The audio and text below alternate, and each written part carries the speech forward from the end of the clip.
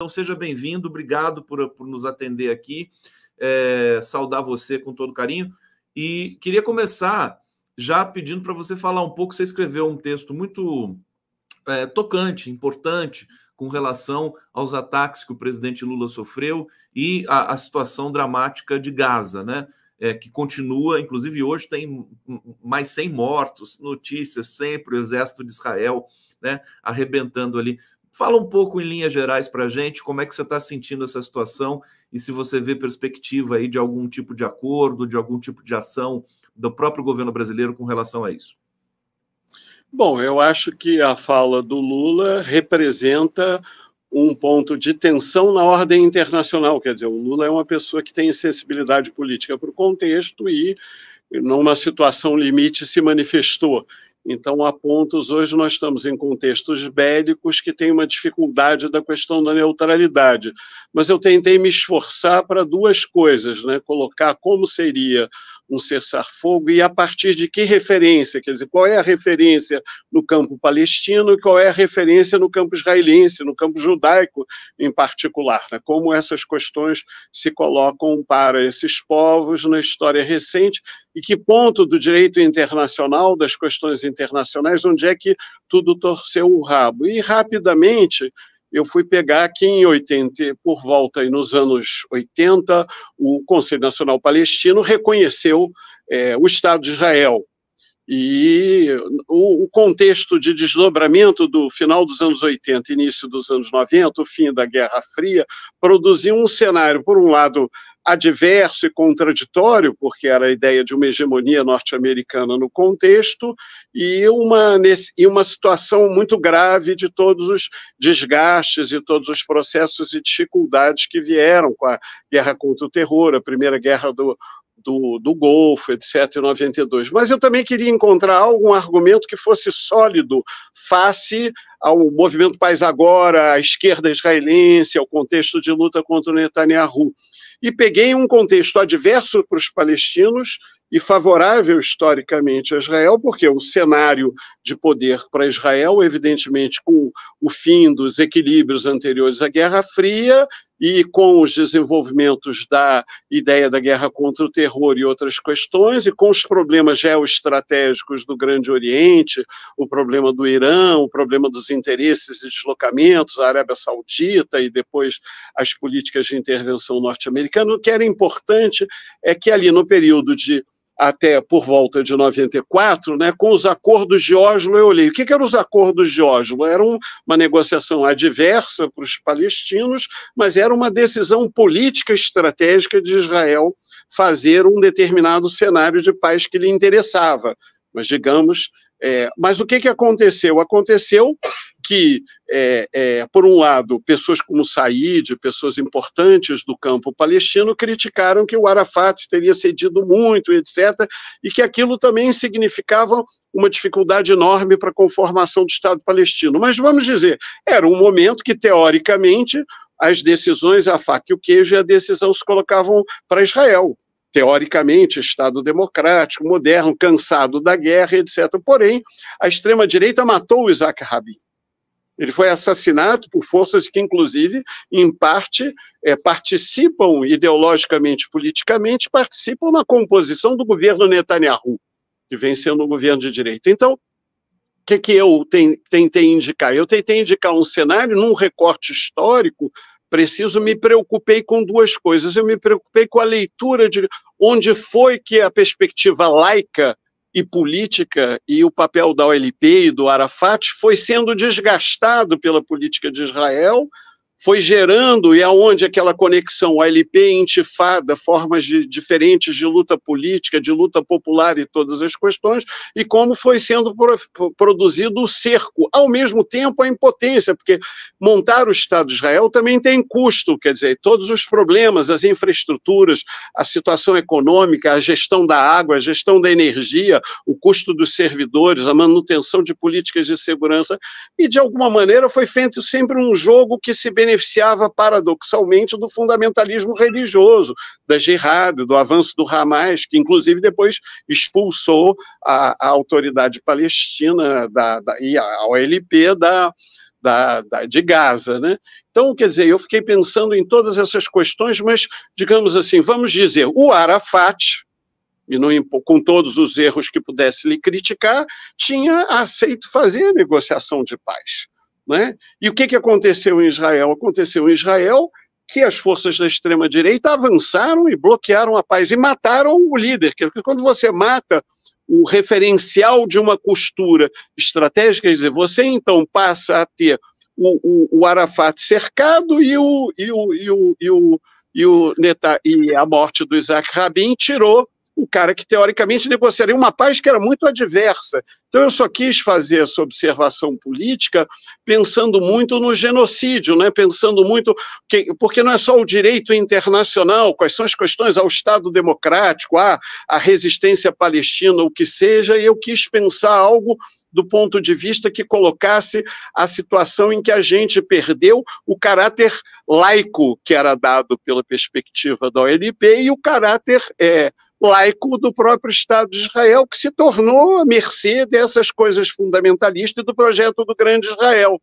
Então, foi um raciocínio, um esforço para produzir uma eticidade num recorte que é o do pós-Guerra Fria, digamos assim, hegemonia americana, contexto histórico adverso, Israel superpoderoso, mas as forças adversas e contrárias e golpistas e provocadoras em Israel foram terríveis, e as contradições e um certo esgotamento, quer dizer, o mesmo Arafat quando ele se colocou de novo do lado da intifada e tal, tentou se aproximar, ficou complicado. Então, essa alimentação do conflito, vários massacres, a coisa da Cisjordânia o tempo todo, a retomada dos assentamentos foi muito grave. E, por última observação, de fato, falar de genocídio, existem várias formas genocidas, várias formas de limpeza. Há um processo que produz limpeza étnica, assim, há um processo de genocídio. O que é genocídio? Quando você extermina uma etnia, um grupo social, por ação e obra de um poder político de Estado que opera a eliminação de um grupo social física e demograficamente. Quer dizer, se as razões pelas quais o crime vai se configurando pelo volume, não é? Como a gente discute no Brasil, tem genocídio ou não tem genocídio com as matanças que a gente tem sucessivas das chacinas, as somas das chacinas? Esse é um debate brasileiro, esse é um debate interno, esse é um debate em cada país e com a sua história. A história da eliminação dos índios, a história da escravidão, a história da Inquisição, todas essas histórias que hoje a gente refaz as histórias dos povos. Cunca, querido, olha só que aula fantástica a gente está recebendo aqui. Deixa eu apresentar para vocês, para quem não conhece, o professor Pedro Cláudio Cunca Brando Bocaiúva Cunha. Nome bonito, né? Por isso é só Cunca. Que coisa. Eu acho Bocaiúva tão bonito. Bocaiúva é indígena, né? Ou não?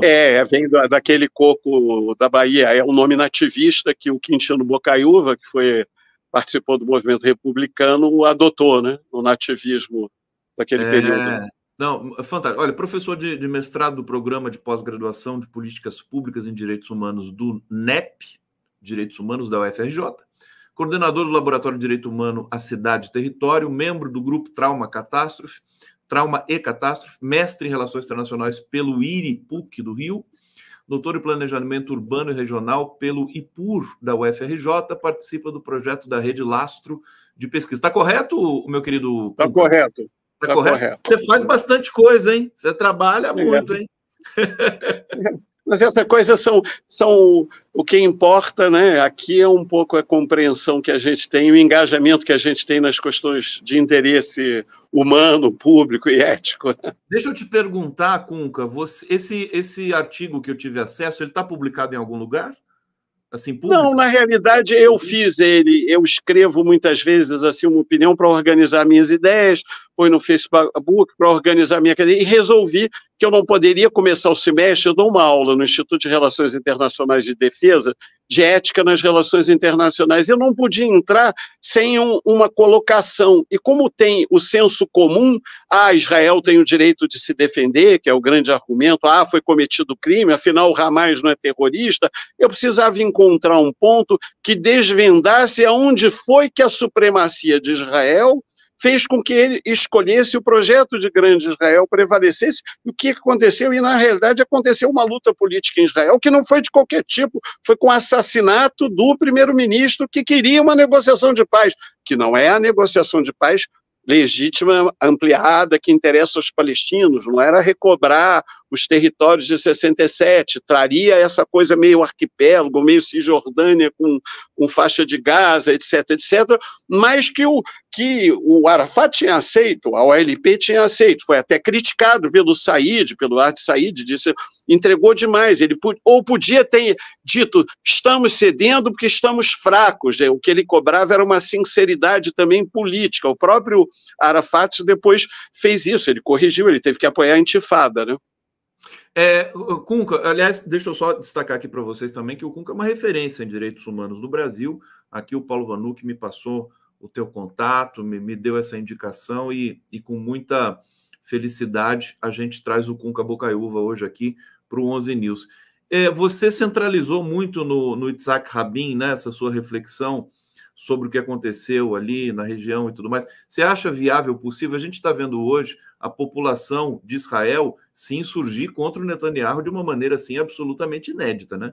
A população inteira não aguenta mais o Netanyahu, eles querem o fim desse conflito, desse genocídio, né?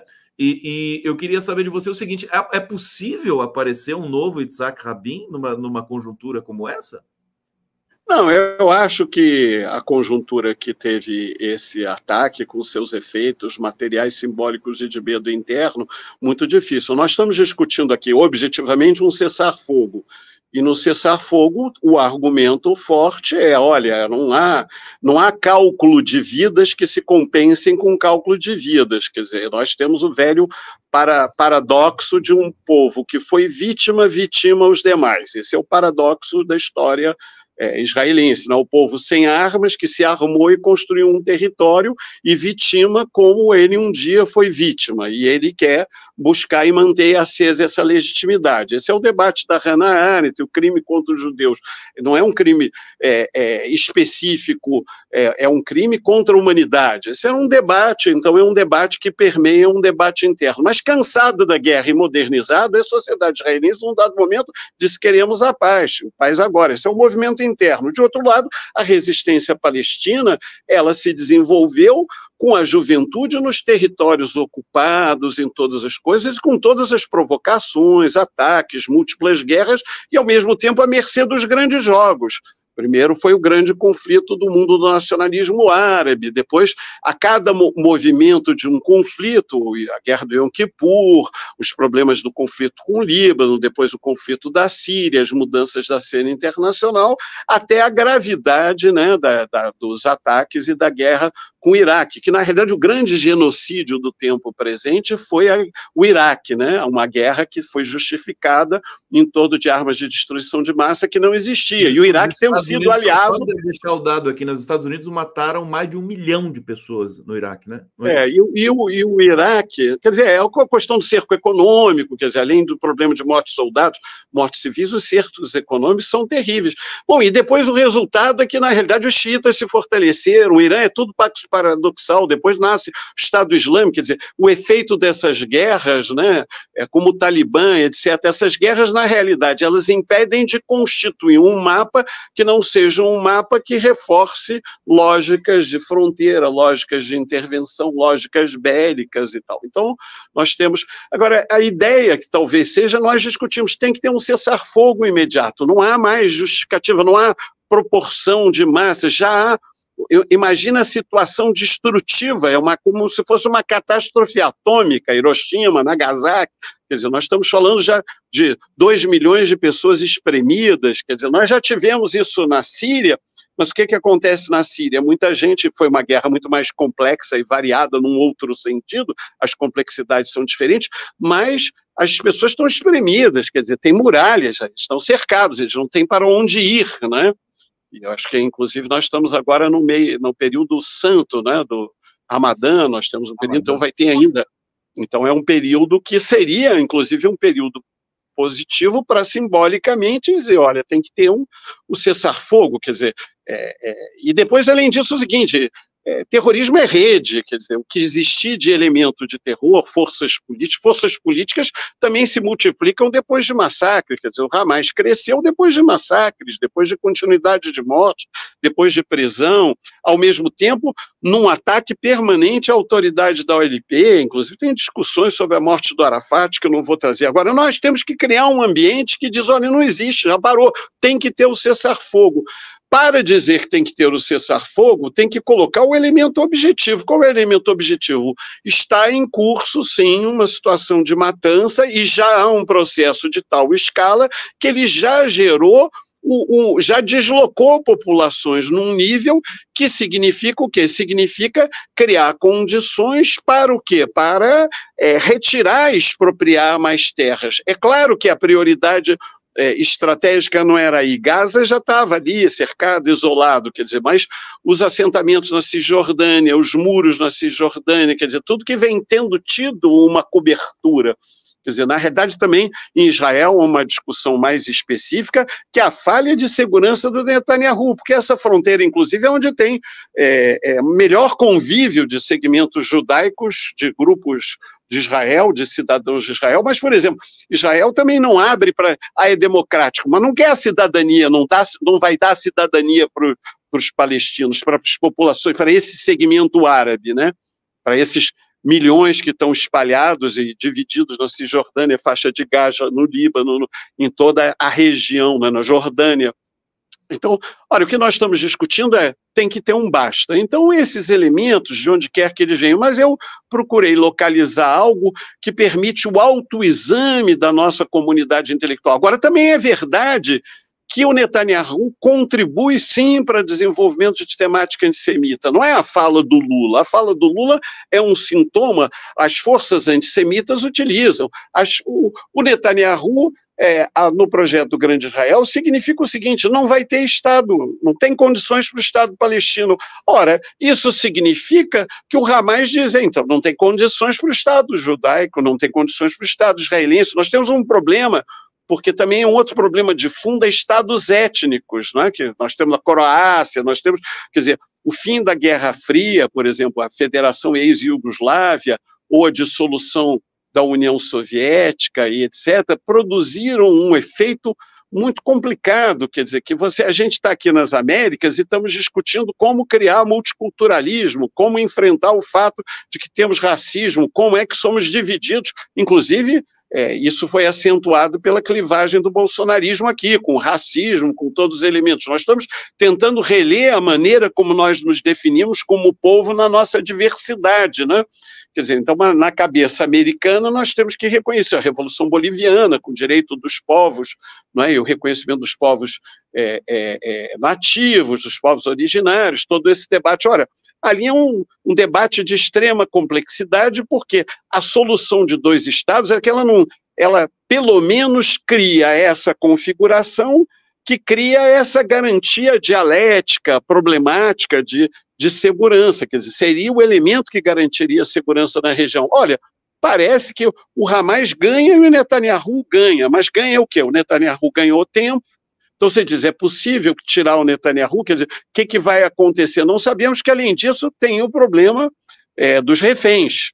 Quer dizer, é um problema específico. Essa mobilização em Israel diz respeito aos reféns. Ela não é uma mobilização contemporizadora, eles não querem a luta contra o Hamas, não é simplisticamente, não são as pessoas, é o processo de paz, mas elas dizem, isso daí disserve, né? A potência tem que ser capaz de preservar a vida, quer dizer, não basta ter um grande poder estratégico e você, de fato, não garantir as vidas. Aí tem várias questões que minam, mas que deram na unidade, no medo, nas questões, né? Mas eu fico pensando no nosso imaginário aqui, né, que exatamente forças de extrema-direita, forças conservadoras que querem o extermínio de populações, que dizem, tem ali problemas nas favelas, então vamos fazer a guerra, vamos matar em Santos, vamos matar na Maré. E essas forças usam Israel como paradigma, né? Exatamente, está completamente conectado aqui as polícias e tudo mais, o comportamento com esse comportamento do Netanyahu, né, de extermínio, de invasão e de grande sofrimento. Você vai ter que voltar aqui. É muita coisa, né? Mas eu não sou especialista Eu não sou um especialista no tema, eu apenas me sinto obrigado a tentar uma saída, tentar pensar e voltar a estudar a questão. E o cessar-fogo tem que ser um pacto civilizatório, quer dizer, e para isso, e nisso, se a questão do Lula toca num nervo sensível de não tem monopólio para falar da questão do Holocausto, é preciso que se preserve a memória da especificidade da Shoah e também da morte, do extermínio da esquerda alemã, de tudo que é divergente, da intelectualidade dos socialistas, dos comunistas, também de parte dos russos e de prisioneiros que morreram naquele período todo, e de trabalhadores escravizados pelo nazismo. Quer dizer, toda essa especificidade não se perde, mas há outros genocídios. A palavra genocídio entrou como uma questão definida, limpeza ética, genocídio e tal. E o tema do racismo, sim, aflora em todas as direções, como racismo anti-islâmico, com racismo... Quer dizer, existe até neonazistas, racistas anti-judaicos nos Estados Unidos que apoiam Israel. Quer dizer, é um paradoxo, é cheio de paradoxos, né? Assim como o fundamentalismo, né, traz problemas religiosos. A gente acabou de ver talvez a maior manifestação pró-Israel, né? Tem ironia, né? No Brasil, né? Que foi aquele ato medonho lá do inominável, do inelegível na Avenida Paulista. Cunca, querido, deixa eu agradecer demais sua presença aqui. Obrigado. Espero que tenha tido algum sentido, mas vamos para o cessar-fogo que interessa à humanidade, né? Vamos continuar e vamos cobrir, porque está no horizonte esse cessar-fogo aí, pelos próximos dias pode sair alguma coisa nesse sentido, vamos torcer. Agradecer a todos que nos acompanharam aqui no 11 News, continue com a nossa programação e a gente volta amanhã, mais uma vez às 11 horas. Cunca, beijo para você, querido. Obrigado. Obrigado.